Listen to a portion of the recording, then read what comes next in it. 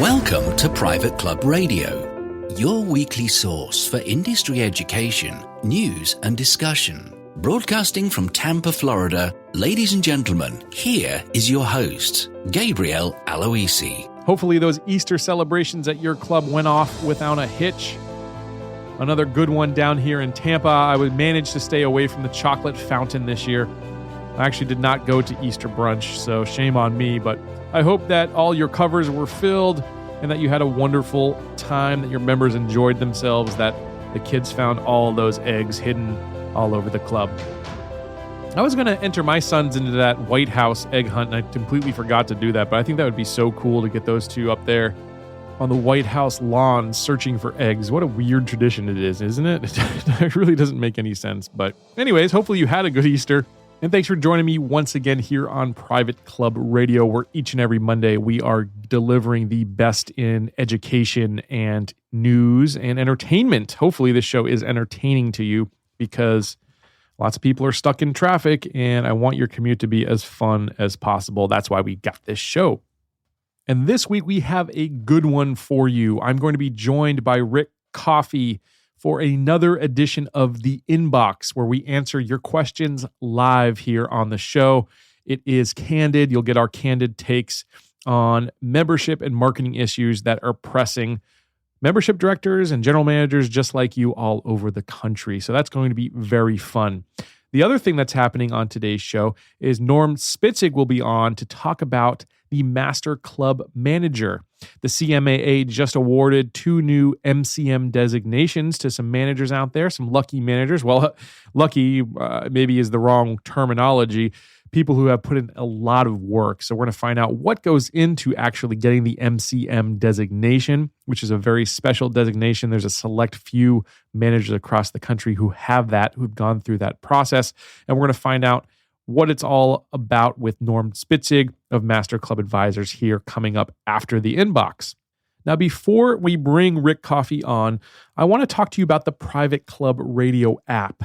I don't think a lot of listeners know that we have a custom app just for this show where you can listen to all the episodes. It makes it easy to vote for the next episodes or attend any of the Private Club Radio educations and just learn more about the guests. It's really fun and interactive, and it's free. If you go to your Google Play Store on your Android phone, you can download that app.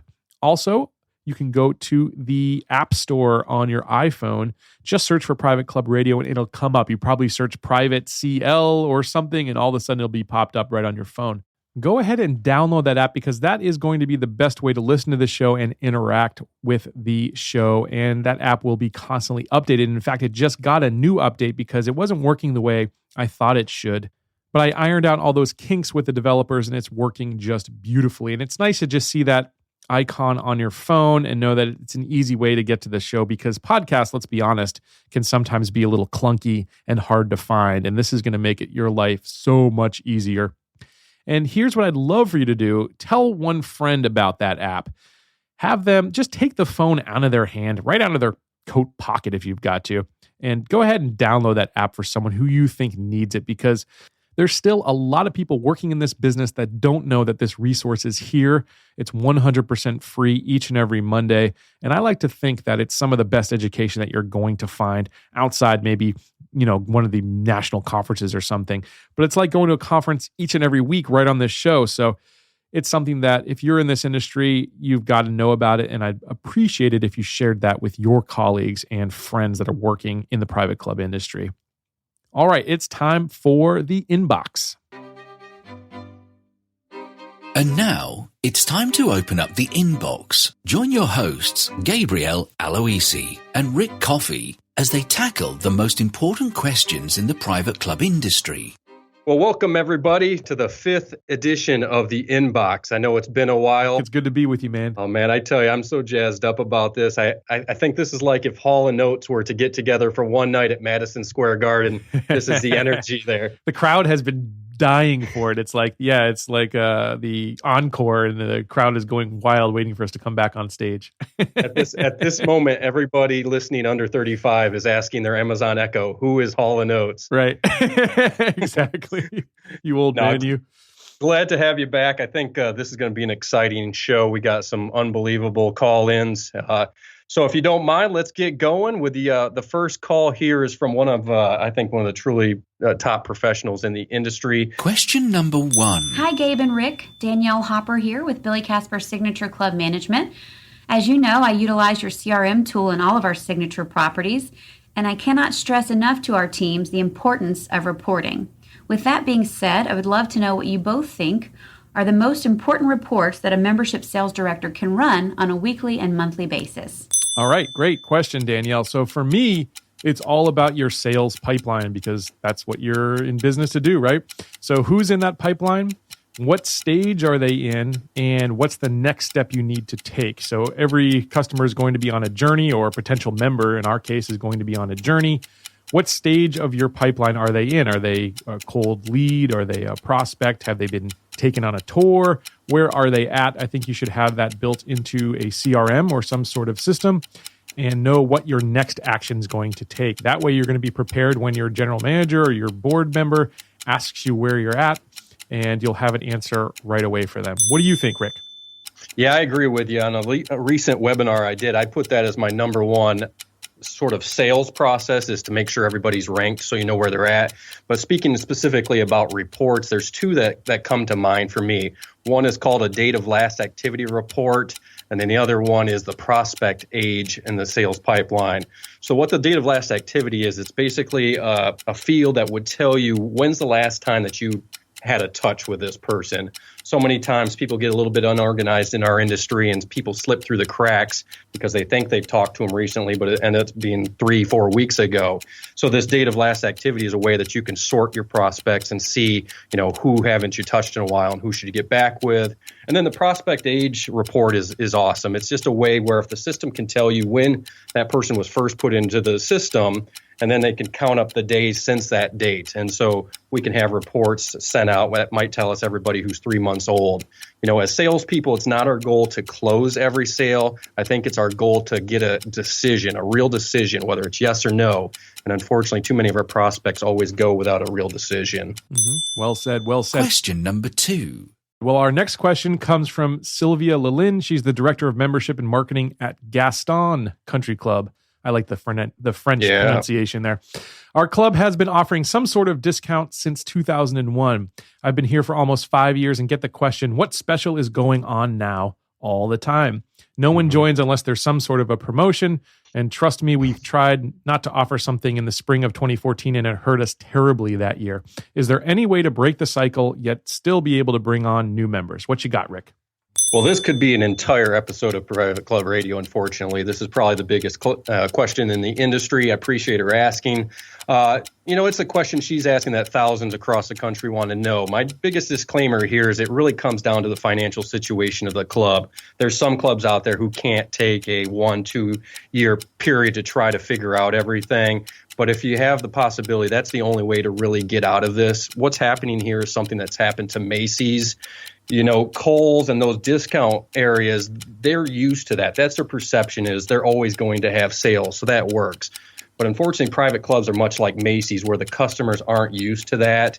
And so once we start going into Macy's and we see that something used to be $130, but today it's $19.99, that just doesn't work. And unfortunately, that hurts the brand of a club. So what clubs need to do is sort of, again, take a little bit of time, do some homework, look at the market that's around them, figure out where their brand is, and figure out, okay, are we Macy's? Are we going to be Kohl's? And whichever you're going to do it right. So back in the day, Macy's was a higher priced area, and people knew that, and so they went there for it. So again, a very difficult answer, but you got to do some homework there. I like the Macy's analogy. I'm actually sad for Macy's walking in there these days. It's really bad. Oh my goodness. But Sylvia, I love this question. And there's one way that I found that you can actually make this happen immediately, believe it or not. So it's one that I think that the club industry really has forgotten about. And I call it setting limits. And basically what you're going to do is create a sellout. So you need to have a sellout. Now, if you think of Apple or PlayStation or Xbox, whenever they release a new piece of technology, it's important for them to sell out. They want people lining up down the street for their product. Now, how do you do that in actual, obviously people want a discount in your situation. So how do you get them into the fact that, okay, we have a sellout? Well, you do that by limiting the quantity. And you tell people that you're actually going to raise the prices. And so they had better act fast. And the thing is, you can't just say that. You really need to do it. So I would encourage you and your club to create a limit on how many memberships of a particular category that you're going to open. So that could even be 3 memberships, by the way. And in fact, it could be 1 membership. And you announce to the world that you sold out on this membership category. Now the price is raised and they had better get in fast. I think that is a really powerful motivator. It's something that's in our human nature that if it sells out and other people are talking about it and other people did it, that we should do it too. And if we don't want to miss out, it's just something weird in our human psychology. So make sure you have a sellout, whatever that number is for you, and stick to the fact that you're going to raise the prices. And if you do that, you're actually going to start attracting people who don't want a discount but want to get in before they miss out. I love it what you say there, because you're looking for urgency on the prospects end. And you're right. If there's unlimited amounts of sales out there, there's going to be no urgency. So urgency is really good. Appreciate that. Yep, absolutely. So Sylvia actually asked us another question as well. Question number 3. Sylvia asks, our club has no fitness center. We have a small fitness room located at our pool complex that is currently used for 4 complimentary classes each week, 2 days of yoga, 2 days of weights and stretching. They aren't bad, but they're offered at 9 a.m. and only about 6 to 8 older women attend. While I know many members say we don't need a fitness center, i.e. they don't want to pay for it, I know having a robust health and wellness program will help add value to our club. I'd love to hear from you guys on what clubs have done who are in a similar situation. Have they created a program without an actual brick and mortar facility? And there are so many non-traditional fitness offerings out there now. Let's get some ideas. So Rick, what are your ideas for Sylvia here? No, this is great. I mean, that's why I love this show. I mean, there's so many different real situations going on here, and this is certainly one. We've heard the cliche over and over in business, Gabe, about thinking outside of the box. Well, the answer to this question to me is thinking outside of the walls. Typically at clubs across the country, we have the best property in any given city. And so I want to recommend taking advantage of that. And so I've been at clubs where we'll do stretching, golf-specific stretching out on the driving range. I mean, it's a beautiful property. It's all mowed very, very well. So we would take people out there and help them stretch before the round. That was one thing there. At a club I was at in Chicago, we had an aqua fitness director come in. So we were utilizing the pool space at that time. Very fun classes, set to music, and it's all done inside of the pool. You can do anything using the property. We got some beautiful green spaces there. Obviously, it comes down to weather, but people love being outside and everything like that. And obviously, this is where cardio tennis started as well. Right. I mean, that's a great example of this. They could be doing this inside a building, but they're out there doing fitness on the tennis court. So just take advantage of your property. Get creative. What do you think? That's exactly what I was going to say as well. Let's think of ways to turn that negative into a positive. And so, like Rick said, you've got a beautiful property, use it. So how about a sunrise yoga class or Tai Chi or something out there? Organized runs or bike rides around your club's grounds. You could probably come up with a nice running track or something that hopefully people won't get hit by the golf balls. Right. But if you do it the right time of day, I think you'll be fine. But figure out some ways to get people outside and exercising. And once they start doing that, Sylvia, they're going to be begging to start a gym fund because you get in the habit of exercising and you start to feel better. And then you realize how much you really want to keep doing it. So get them outside, and I think things will change for the club there. Those are good answers to that question. Yep. Now we jump into, I know this gentleman, he's up here at a club near me. Joe Leskis is the Director of Membership and Marketing at Elgin Country Club here in Chicago. Question number 4. Hey, Gabe and Rick. This is Joe Leskis, Director of Membership at Elgin Country Club. As a relatively new salesperson in the industry, what would your top 3 tips be for me as I head into my busy season? Well, Rick is going to love this, and he didn't ask me to do this, but I'm going to say my first thing is to invest in a good CRM because a CRM is going to just get you organized, keep you organized, and really just cut through the clutter of your daily day. Talking about clutter, don't let email overwhelm you, Joe. I think that's really important because, I think most people probably get hundreds of emails a day, right? But there are some that you've got to answer and you can't wait to answer them. And I actually did a video tip about this on my YouTube channel. that showed that if you answer a prospect within 5 minutes, you are going to be exponentially in a position to actually close those deals or move them into the prospect stage that are leads. So it's really important that you don't wait 10 minutes even, that you don't wait 20 minutes. You certainly don't wait an hour, but you get a hold of people immediately. And it's crazy. I show some data in the video about that, so check it out. But if you can set up some kind of a system so that when they write the membership email, and maybe it's a specific email for when they fill out a form on your website or something like that, but you could have a notification on your cell phone even that rings in a certain way. When you get those ones, you got to answer those ones. But the other ones, the non-essential ones, you got to just put those off to the side and not get overwhelmed by them. My third tip is one that actually came from another guest on this show. His name's Mark Ensign. And I don't know if he talked about it on the show, but I've heard this theory before that when he was trying to get a particular position, what he did is he made sure that he called all these companies or all these people at these companies, and he got 10 no's per week. And so it began to be his goal that he got 10 no you cannots before he actually stopped what he was doing. So you can become a powerful, unstoppable force at your club and get in the habit of loving to be rejected.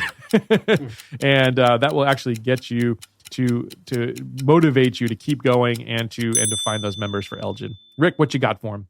Awesome. I love that Joe asked this question. Probably the most consistent thing I put out on LinkedIn is about having a mentor in the industry. And thankfully, I've been able to help Joe out with a lot of stuff here because we're so close to one another. I've sort of become a mentor on him and watched him flourish over the last couple of years. I mean, that's just one thing above the top three is to, if you're new to the industry, try to locate somebody that you can call on when you have questions. I think that's a huge answer. Well, let's get into the three. Again, I think you mentioned this right off the top. Stay organized. Once you get into the busy season, I mean, calls and leads are coming at you left and right. If you don't have a method to the madness to keeping track of that, you're just going to have people slip through the cracks in the high-pay season. Number two is what you said earlier, rank your leads. I see this, unfortunately, too much across the country that they just have a pool of people and they haven't distinguished who should I be spending time on. So certainly rank those leads. Make those people earn your time. So whatever you call them, hot, warm, or cold, A, B, C, D, whatever it's going to be, make sure that somebody's earning that A and B status and then spend your time on those. And then number three, I know you've done a video about this, Gabe, but be a master of follow-up. Too many times the salesperson is only following up once or twice, and many of those sales aren't going to happen until 5, 6, 7 touches down the road. So, Joe, I know you do this. Be a master of follow-up. Let them get to the point where they tell you yes or no. And then even if they tell you no, keep them in the system because things happen with prospects. They get better jobs. They move closer to you. Their life changes. And even if they've told you no today, they may say yes down the road. So keep them in your system. Maybe they hit the lottery. Yeah. Maybe they write an award-winning book and they get rich all of a sudden. All right. Brandon Towns, I think you know who he is. He used to be a wonderful membership director in the Kansas City area, now works with Club Mark. Question number 5. Hey there, Rick and Gabe. This is Brandon Towns with Club Mark Corporation. We see a lot of our clients use CRM systems to perform various automated functions throughout the club. In your opinion, what are the two most underutilized tools in your CRM that clubs should be using today? Oh, nice, Brandon. Very nice. Well, I'm going to give you one of those. I'll let Rick take the other one. But for me, it's using the automation of the CRM or creating an autoresponder series. So again, it's important, as Rick had just mentioned in the last question, to make sure that you continue to follow up with people, even if they say no. Keep giving them information and tips and useful ideas, and maybe you'll convert them at some point. So create an autoresponder series and automate the process. Don't be sending emails one at a time to people. The CRM can handle that for you in most cases. And when people first contact you, an automation tool in your CRM can probably send that first initial email for you. So if you can't reach out to them in 5 minutes, you can have them reach out almost immediately via the CRM to answer the email and tell them that you'll be giving them a call, a little later in the day or whatever your schedule is there at the club. So create an automation or an autoresponder. Rick, what's your take? Well, my answer here is going to be pretty high level because with a CRM, you can get down into some very, very specific items. My biggest things, just like you said, are keeping track of activities, those follow-ups that we have with our prospects. Unfortunately, the sales position at private clubs is one of the most turbulent positions. Unfortunately, a lot of times clubs, they don't want to have that role there. And so what I preach across the country is to every phone call, every email that you make with somebody, to keep track of that inside the CRM. Don't put it into Outlook. Don't put it into Gmail, because what happens if a membership committee person says all of a sudden, okay, Rick, show me all the steps that you took with this prospect. If you don't have them in one single location, you're not going to be able to show that. And unfortunately, we need to have evidence of the steps that we're taking. So inside the CRM, keep track of every step that you take with that prospect so that the reporting tool can show all those activities. And then the second answer is the reporting tools. When I go to those membership committee meetings and those board meetings, a lot of the decision making at those is based off of speculation of what's going on at a club. I want to be able to bring data, bring pie charts, bring column bar charts to show where our leads are coming from, show what the prospects are interested in, so that we can have real data to make sure that the decision making at the clubs is based off of data instead of based off of speculation and everything. So keep track of those activities and make sure you have some reports that you can take to those important meetings that you have. Very nice. Very nice. Well, Gabe, thanks again, man. I love it. I'm glad to be back with you for this episode. I think we did some pretty good stuff on here. Awesome, man. Yeah, it was good to be with you, man. And I enjoyed it. And catch us next time on another edition of The Inbox.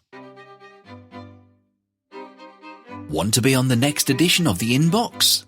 Visit privateclubradio.com/inbox and leave us a voicemail.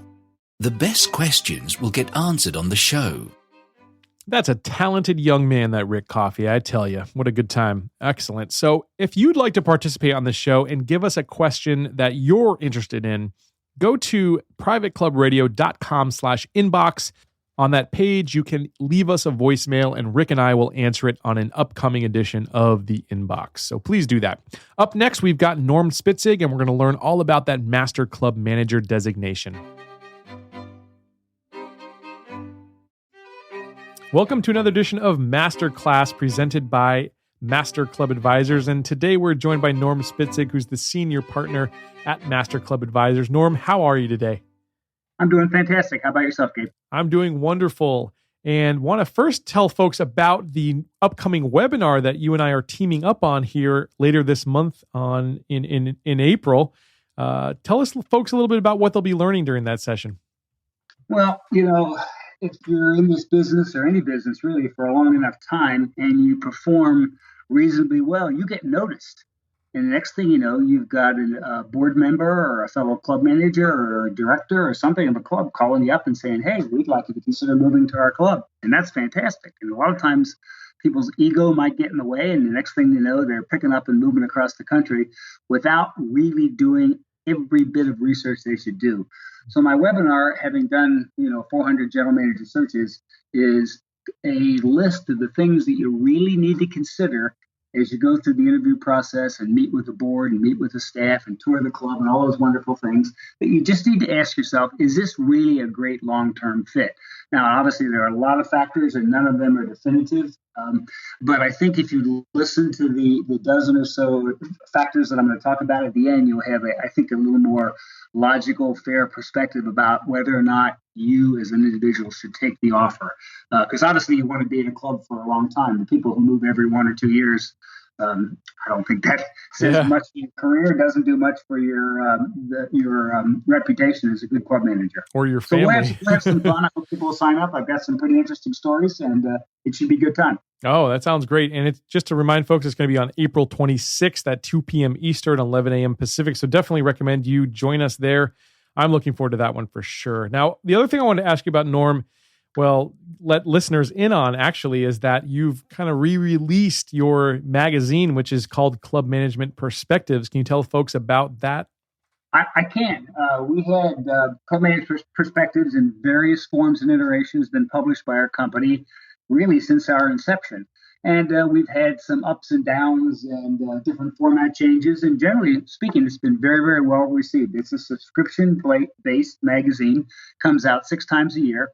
And when my partner, Bill Schultz, decided to focus only on executive searches and left the firm, Gary Collins and I said, we need to step back and see what we can do to sort of re-energize, re-excite this. And we're really thrilled. We just sent to a lot of people the April 2017 issue, which has been expanded. We've got about a dozen wonderful contributors, including yourself, by the way, who have been kind enough to contribute over the next 3 to 4 issues. We've got our calendar planned out pretty well, and we're really looking forward to it. We've gotten out of the printing the hard copies, so the price has come down, and you can check out my LinkedIn profile, and you'll see a copy on there. If you're interested, please give me a call, and I'd be happy to email you one. But Gary and I are really, really excited. We've got some great topics that I think will really resonate well with directors, managers, and key staff in the club business. It's fantastic. I read through it, and it's just filled with actionable information and advice, and I really love that about that particular publication. So thank you for putting it out there, Norm. Sure, thank you.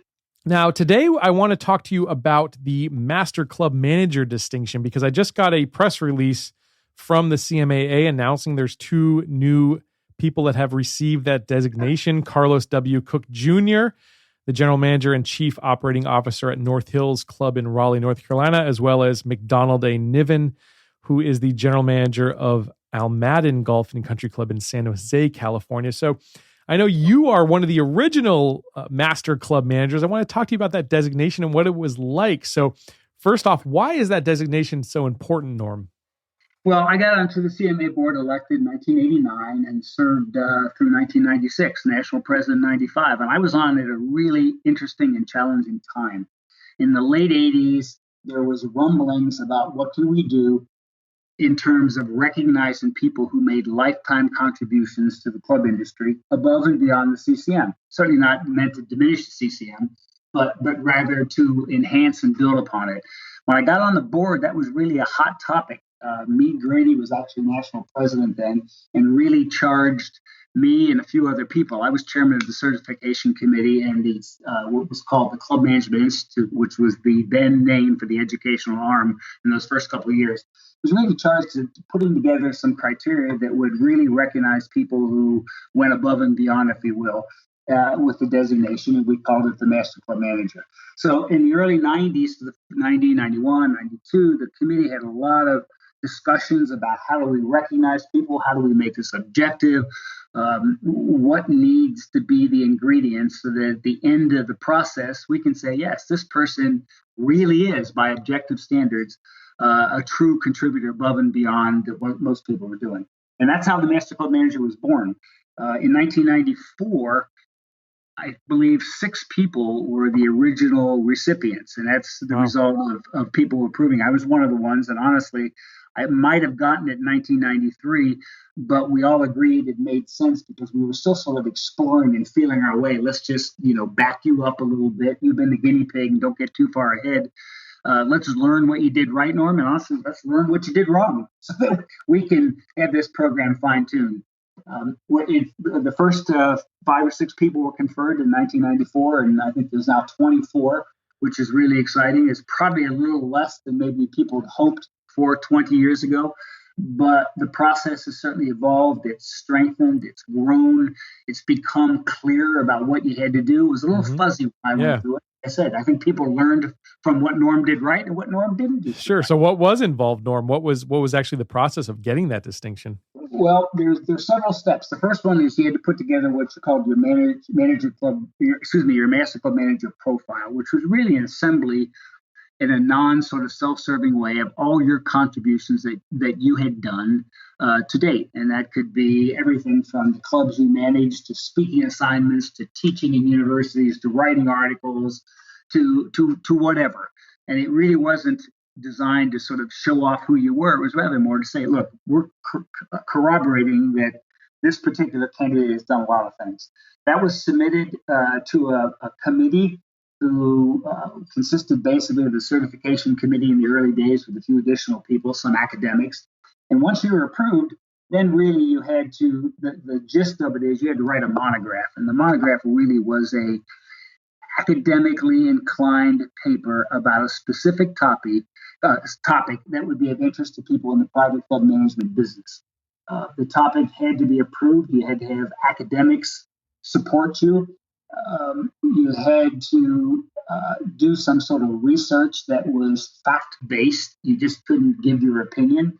And taking that data, you had to come to some conclusion. As an example, Mac Niven, who's a pretty good friend of mine, you mentioned earlier, just got his MCM designation this year, and he wrote his basically about what were the criteria that, what were the best practices, if you will, of the relationship between successful general managers and successful boards. I mean, if there's a topic more near and dear to the governance and the management of private clubs, I don't know what it is. Right. I've read Mac's things a couple times, and actually Mac has agreed to submit part of his monograph in pieces into the future issues of our club management perspectives. Nice. It's really good. That's very cool. And you actually wrote about how to recognize when it's the right time for a club manager to seek a job change, which is going to be our webinar episode. And it's funny that you wrote about that. So how relevant is that today at this point? I did. And actually, in preparation for this, I downloaded it. You can get it on the CMA website and read it again and realized I actually said a few things that were actually pretty smart. Nice. Every once in a while, I fool myself.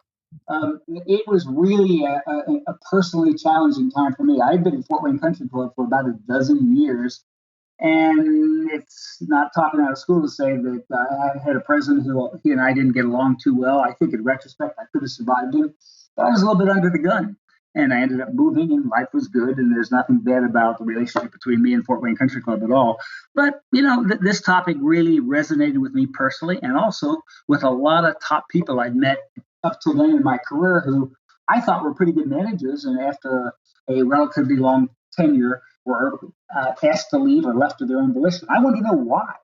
And so I did my research. I asked about 30, well, more than that, about 50 people who I thought were long tenured, respected managers to tell me, what do you think about these various reasons? And they responded, and I used the survey results and kind of grouped my answers into 6 or 7 categories. Okay. And I don't want to spend time on all of them, but let me give you the highlights of a couple things. Perfect. The first category was called management philosophical considerations. And by that I mean, really, it sounds pretty fancy, but what I really mean is there are people who are hired as the general manager of the club 2, 3, 4, 10 years down the road. There's a new board with a new philosophy, and all of a sudden they don't believe in the general manager concept.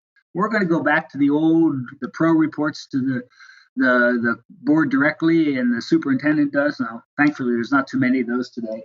But there are, and they recur. And if you're in that position and you're the GM and all of a sudden people are bypassing you, that's a big warning sign. So that was one under philosophy considerations. The second one is I've seen people who've been pretty good for a long time, and they've been at the club 15, 20 years. And all of a sudden they're kind of forced out, sometimes for no reason other than the fact that their salary crept up 2, 3, 5% a year, compounded for 15 years. All of a sudden, some board member says, we got a manager, we're paying $400,000, and this is a $200,000 job. I'm exaggerating a little bit, but it happens. It happens, I think, in all walks of life, and I've seen some people where that happens. So if you're really earning above and beyond the curve for a club of your size and number of members, that could be a warning sign, maybe not. Mm-hmm.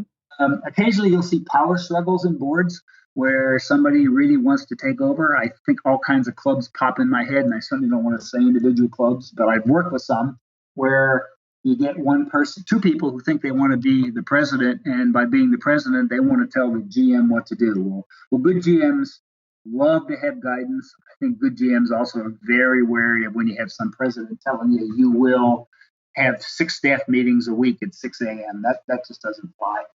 Other factors that were important but less influential were things like external things. Is your club about ready to be sold to a developer? Well, if that's happening, the odds of lasting may not be all that long. Right. And then there were personal family considerations. It's fair to say that the 6 years that I managed Ballon House Country Club, while I did a lot of good things, met a lot of good people, and still have friends there today, that part of the world in a club that was in such flux all the time maybe wasn't the best influence on my family life at the time. And I think if you're not really happy with yourself personally in your family life, it might be a time to change. Anyway, it was really fun going back and reading all the topics because some of them translate very well today, and some of them are really variations of what we're going to talk about in a few weeks. So things are good. That's very cool. So what did it mean to you to receive that designation? You said that there's only 24 people out there in the world that have this. I kind of liken that to the master sommelier type process. So it's got to be pretty important. What does that mean to you, Norm? Personally, I'm very proud of it. I think it is sort of the manifestation objectively of my contributions, which I'm proud of, to the private club industry. It was hard work. I think in retrospect, a lot of people have been deterred, friends of mine, over the last 20 years because it's perceived to be too hard. One of the real challenges I think even today CMA faces is how do we make this a recognizable lifetime achievement for real significant contributions to the club industry and not make it so bizarrely hard and arcane that nobody will ever try to do it. It's a time commitment. I think perhaps we might have become in the last 5 years too academic. Now, that's just one man's opinion, and I'm not slighting those who have an opinion elsewhere. And I get the idea that we have to have rigid standards, but I think we need to make it also attainable. And I think there's that balance that the CMA board is constantly dealing with. You know, I dealt with it during my tenure, and I think the board is doing a good job, all things considered, dealing with it in their tenure. We don't need to have 300 MCMs, but we now have 24. The vision, if you ask those of us who were on the founding and the early discussions, probably thought that there'd be 40 to 50 people at this time. So, you know, maybe we were wrong. Maybe the CMA board now is too tough. I don't know. But you asked, I gave you a long-winded answer. Those of us who've achieved it, all 24 of us, I think to a person, are very, very proud of having gone through the process, of having those 3 letters after our name and showing the world, hey, you know, we've contributed, and here's objectively how we did to the private club industry. It's a very elite club, and I bet you are very proud of it. It's pretty cool. I wish I was part of something like that. That's really neat. So, Norm, thank you so much for lending your wisdom to us today again here on Masterclass, presented by Master Club Advisors. And just last question before I let you go, how do folks find out more about you and what you're doing there with Master Club Advisors? Well, our website is masterclubadvisors.com. You can go on there and you can find basically about anything you need to know in terms of the services that we offer. You can certainly look me up on LinkedIn. I have a few people I'm connected with on LinkedIn. I think I'm about 7,000 people now, which is good. Yeah. I don't know if that's good or bad. And so those are pretty the good. Two main things. If you have, we do a lot of things, executive search, do a lot of speaking to different groups around the world, which I mentioned earlier on. Greg Titus and I are going to South America next month, which is pretty cool. That's very cool. So just, give me a call. I'll be happy to work with boards. Don't get into any trouble like those FBI agents down there. I will not. I met your wife, actually. She's a wonderful lady and runs a beautiful cafe there in Mount Dora, Florida. So thank you again, Norm. Really appreciate it, and hope to see everyone back here next month on another edition of Masterclass presented by Master Club Advisors. Awesome stuff from Norm right there. I learned a lot. Hope you did this week on Private Club Radio. I hope you will download that app. And like I said before, please share it with one person out there. And until next week, here's to your membership success. Awesome stuff from Norm right there. I learned a lot. Hope you did this week on Private Club Radio. I hope you will download that app. And like I said before, please share it with one person out there. And until next week, here's to your membership success. Private Club Radio is brought to you by the Private Club Agency, the premier marketing and consulting firm dedicated to helping clubs increase and retain their membership. Visit privateclubagency.com to learn more.